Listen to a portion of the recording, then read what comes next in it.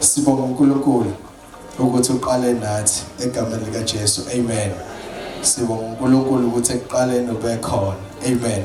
Okusho ukuthi lokho kuyisithembiso ukuthi uyophetha nathi. Sanibonani. uNkulunkulu eqalile okusho ukuthi nasekugcineni uyoba khona. Sanibonani.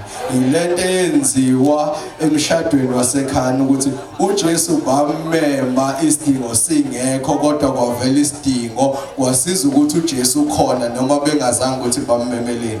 Sanibonani.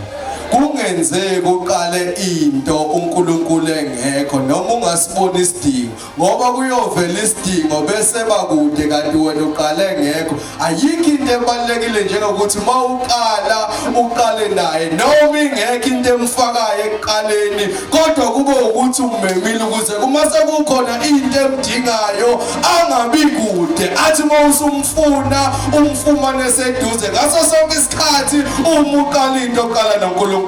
Tshela umakhelwane ukuthi kuyo yonke into ofuna ukuyiqala ungalenzi iphutha lokuthi uyiqale uwedwa kodwa mawuyiqala iqale noNkulunkulu. Sanibonani. So siqale kahle. Siqale noNkulunkulu sithema siqala i-atmosphere kwezwakala ukuthi uNkulunkulu khona. Because ayikho into emhlungu njengokuqala into enkulu kanti uNkulunkulu akekho. Amen. So sinethemba sine-assurance ukuthi siyothi masiqeda uNkulunkulu khona into azobe seyenzile. So mina ngizokutshela into eyodwa nje la uhleli khona iba nalento ukuthi uNkulunkulu uzokwenza. Ngisho kungakabi manje kodwa ngeke siphume engenzanga. Sanibonani. Ungezi enkonzweni ungenayo into uNkulunkulu ofuna yenze. Sanibonani. Yiphutha lokuqala lelo esilenzayo. Ungayi kuNkulunkulu ingekho into ofuna kwenzele yona. Sanibonani. Because into eshaya bazalwane uNkulunkulu ufunda inhliziyo hayi ukuthi ufunda ipresence yakho. All right. Sanibonani. uNkulunkulu ufunda inhliziyo shuthi lento uyibhala enhlizweni ungakafika enkonzweni. All right. Into oyifunayo uyikhuluma noNkulunkulu ngenhliziyo ungakafiki la. Wena ufika la usulindwe impendulo yento oyikhuluma ungakafiki la.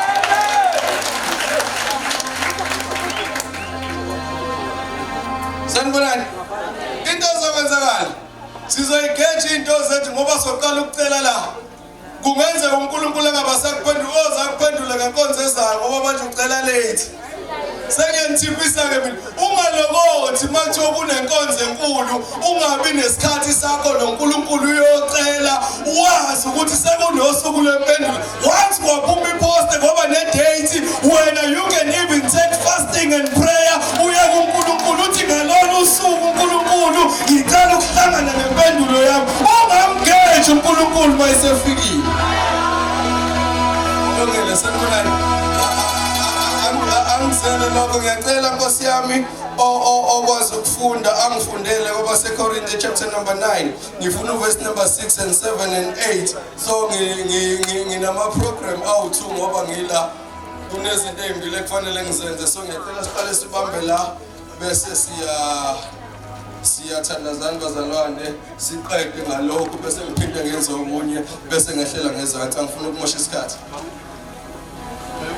Because my khona nethenda yokufunda ngicela ngifundele chapter number 6. Chapter number 9 verse number 6. Siyafunda incwadi kwabaseKorinte bokuqala chapter 9 verse number 6. Inkululeko nelungelo likaPaula verse 6. Kanti yimi noBarnaba kuphela yini esingenalo ilungelo lokuyeka ukusebenza nabo? Ngubani oke aye empini ngezakhe izindleko na? Ngubani otshala isivini angadli isithelo saso na? Ngubani owalusa umhlambi angaludli ubisi lomhlambi na? 8. Ngabe ngikusho lokho ngokubona kwabantu na? Umthetho nawo awusho yini kanjalo na? Ngokuba kulotshiwe emthethweni kaMose ukuthi ungayifaki inkabi isifonyo uma ibhula okusanhlamvu. Ngabe uNkulunkulu ukhathalela izinkabi yini na? Amen. Bless you. Thandaze igama lika Jesu. Baba uNkulunkulu wethu ongcwele, nali izwi lakho uNkulunkulu wethu uthele namandla liphilile liyinkembe sikanxa zonke. Baba wethu ongcwele, mahlale enhliziyweni zethu bese liyawenza umsebenzi. uNkulunkulu uthele izwi lakho akulilambatha ngoba liyawenza umsebenzi walo. Usidale uNkulunkulu wethu ngokufuna sikhonze, hlala kithi nathi kanjalo kuwe bese sethembe lakho igama in the name of Jesus. Amen. Amen. Sanibonani. Ngiyacela bazalwane ukuyiclarify kahle kanje lento cause ngifuna siyonikelana egameni lika Jesu. Sanibonani. 1 uNkulunkulu ukubeke kwa umthetho kuyo ukuthi uma kunomsebenzi wakhe it's a must kubantu abazalwe umsebenzi ukuthi benze umsebenzi uhambe. Sanibonani. Uma uNkulunkulu eqala umsebenzi wakhe, it's a must kuNkulunkulu ukuthi abantu abazalwe umsebenzi noma abazalwe umbono benze umbono ufanishile. Sanibonani. So la esifunda khona ku verse number 9 uthi ke ungalokothi uyifake isifonyo inkabi ebhulayo. Sanibonani. Okusho ukuthi uma ubona umsebenzi once kwanda abantu, okusho ukuthi lo owenza umsebenzi ukuthi abantu babe khona uyasebenza.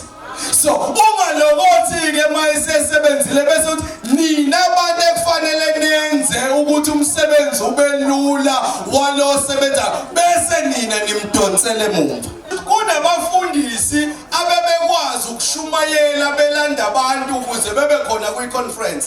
Ningalokothi ukuthi laba bantu bebehlela benza inhlelo nezindleko zenkonzo kube ukuthi nina senibafaka isifonyo senibabeka ijoke.